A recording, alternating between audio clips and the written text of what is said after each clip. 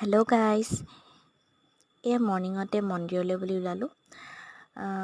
মা ঘৰলৈ আহিলে বিশেষকৈ মন্দিৰলৈ যোৱা হয়েই। মন্দিৰৰ পৰা আহি ইমান যে গৰম উঠিছিলে নহয়, আৰু বতৰটো যিহেতু ভালেই, সেইবাবে ভাবিলোঁ আম খাওঁ। দেউতাই আগদিনাখনেই মই আহিম বুলি আম আনি থৈছিলে, আৰু এয়া ভণ্টিৰ লগত পিহনাত দি একদম আৰু জিভা উলিয়াই উলিয়াই খাইছে ভণ্টিয়ে। দেখিছে নহয়। আৰু এটা কথা, আমাৰ মাৰ ঘৰৰ ফালে কি হয়, কলপাত মানে পাবলৈ বহুত অভাৱ, সেইবাবে কদম পাততে পূৰা আৰু টপালি টপালি খাই আছোঁ। ইয়ে নহয়, দেখিছে।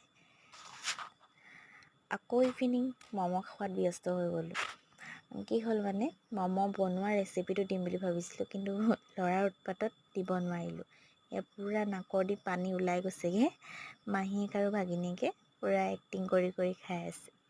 এক্টিং দেখিছে তাই, জিভা উলিয়াই উলিয়াই মাহীয়েকৰ লগত চুপতি।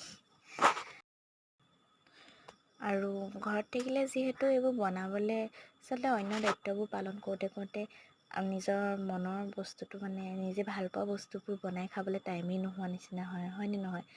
মোৰ ক্ষেত্ৰতে নহয়, প্ৰায় ছোৱালীৰ ক্ষেত্ৰতে হয়। আৰু সেই বস্তুবোৰ আমি মাৰ ঘৰলৈ গৈ খাওঁগৈ, হয়নে নহয় বাৰু? আজিলৈ আহিলোঁ দেই।